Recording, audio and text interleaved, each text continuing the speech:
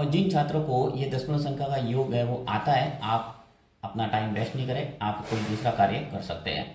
यहाँ पे ये वीडियो उनके लिए जिनको दशमलव संख्या का योग है वो नहीं आता। ठीक है, तो यहाँ पे देखो 35 लिया मैंने और इसके अंदर योग करना है, जैसे 2.4 को जोड़ना है हमें।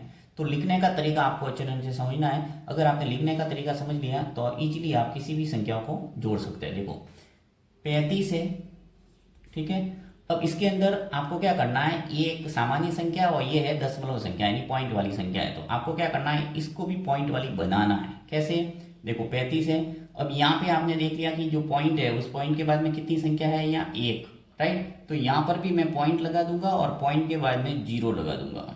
ये आप ध्यान रखना है कि पॉइंट के बाद में 0 कितने भी हो आप लगा सकते हैं, उससे संख्या के मान में कोई परिवर्तन नहीं आएगा। ये 35 है वो 35 ही रहेगा।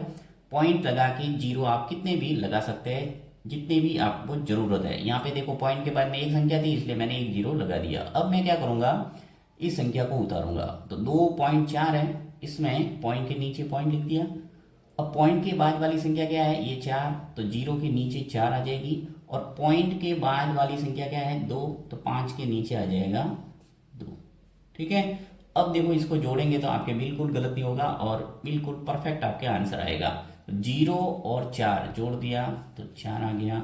पॉइंट के नीचे पॉइंट, 5 और 2 7। और यहाँ पे देखिए 3 के नीचे कोई नहीं है, आप चाहो तो 0 लगा सकते हो, कोई फर्क नहीं पड़ेगा। तो 3 और 0 कितने हो गए, 3। ठीक है, तो इस ढंग से इसका आंसर हो गया 37.4। तो इस ढंग से किसी भी संख्या को हम जोड़ते हैं। अब मैं आपको एक दूसरी संख्या लेके बता रहा हूँ, जैसे कि चलिए यहाँ पे देखिए, जैसे दोनों संख्या पॉइंट वाली है, जैसे 1.02, इसके अंदर मुझे जोड़ना है 2.3। ठीक है, अब इन संख्याओं को जैसे जोड़ना है तो क्या करूंगा मैं, सबसे पहले लिखिए 1.02, पहली संख्या उतार दी। अब देखो पॉइंट के नीचे पॉइंट, आपको बस ध्यान यही रखना है इन संख्या में कि पॉइंट के नीचे पॉइंट लिखना है। ये पॉइंट है, यहाँ पर आ जाएगा पॉइंट। और पॉइंट के बाद वाली संख्या क्या है, 3, तो यहाँ आएगी 3। बहुत जने क्या करते हैं, इस 2 के नीचे इस 3 को लिख लेते हैं, इधर से लिखना शुरू करते हैं और ये 3 आ गया इधर, फिर पॉइंट लगा दिया, फिर 2, तो जिससे उनका सवाल है वो गलत हो जाता है। तो आपको ध्यान रखना है कि पॉइंट के नीचे पॉइंट लेगा और पॉइंट के इधर वाली संख्या 3 है, तो ये पॉइंट के इधर वाली संख्या फर्स्ट 0 है तो 0 के नीचे आएगा 3। ठीक है, उसके बाद पॉइंट के इधर वाली संख्या क्या है, 2, तो ये आ जाएगा 2।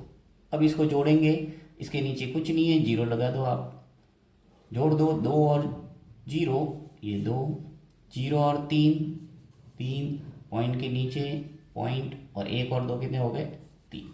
यहाँ पे मैंने सिंपल संख्या लेके आपको समझाने का प्रयास किया। आप कोई भी संख्या है, चाहे बड़ी से बड़ी संख्या है, तरीका है वो वही रहेगा, यानी पॉइंट के नीचे पॉइंट लिखना और फिर इसको जोड़ना है, तो आपके आंसर है वो सही आएगा।